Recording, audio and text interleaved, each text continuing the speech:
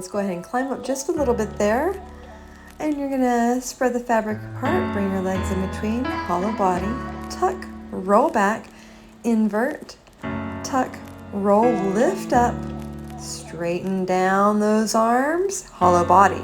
You're gonna repeat this. You're gonna hollow body, tuck, roll, invert, tuck, roll, come down straight arms, hollow body.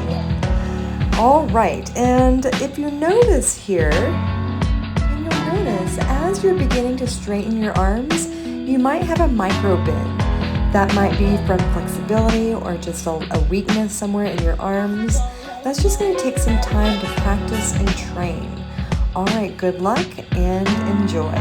Remember to do several of these in a row, as many as you can on the last round. I would start with 3 rounds of 10 to 12, and then your last round go to failure. You're going to try and do as many as you can in a row. Now again, you might not even be able to get to 10, but train, and you're going to get there. Remember to subscribe to our channel, and I'll see you in the next tutorial.